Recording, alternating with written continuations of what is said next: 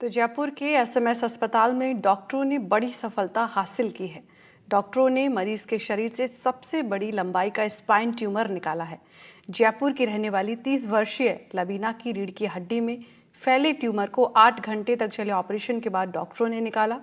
इस complex operation के लिए रीढ़ की हड्डी को सिर से लेकर आधे धड़ तक एक हिस्से को काटा गया और ट्यूमर निकालने के बाद हड्डी को वापस जोड़ना पड़ा। मरीज अब स्वस्थ हैं और उसे एसएमएस अस्पताल से छुट्टी दे दी गई है।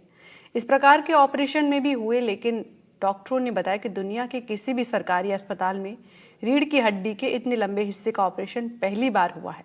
आखिर डॉक्टरों ने सफलता कैसे हासिल की, देखिए हमारी इस रिपोर्ट में।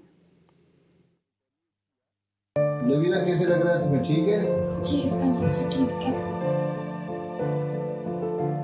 काफी लंबा ट्यूमर था और उसकी वजह से चारों हाथ पैर के लकवा इसको था।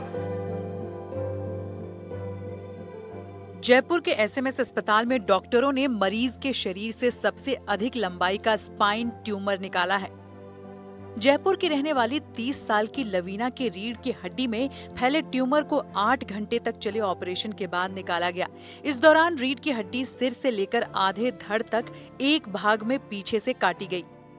ट्यूमर निकालने के बाद इसे वापस जोड़ा गया।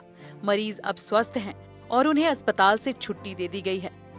लवीना 6 साल से गर्दन और कंधे के दर्द से परेशान थी। दवाइयां लेती थी, लेकिन धीरे धीरे दिक्कतें बढ़ रही थी। 2024 में दूसरे बच्चे के जन्म के बाद उसके पैरों में भी कमजोरी आ गई। एमआरआई में पता चला कि ब्रेन स्टेम से लेकर पीठ के निचले हिस्से तक नस में ट्यूमर है।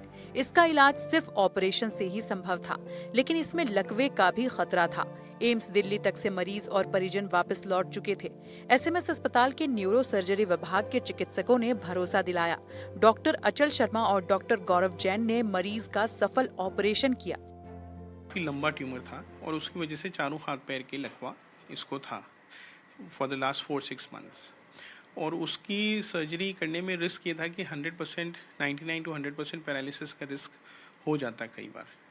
दो परसेंटेज वेरीज, बट रिस्क काफ़ी है। तो इसलिए इसका ऑपरेशन जब किया तो इनको परिवार वालों से पूरा रजामंदी करवा के और समझा के किया गया था।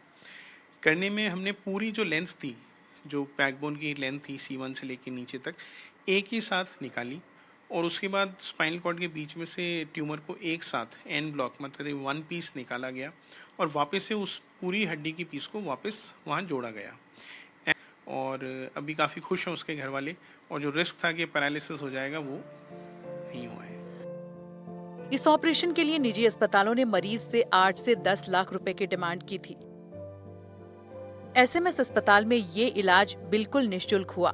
Doctor Mathur, doctor Harshil, doctor Sagar, doctor Shobha Purohit और डॉक्टर नीलू शर्मा ने इस ऑपरेशन में अपनी अहम भूमिका निभाई।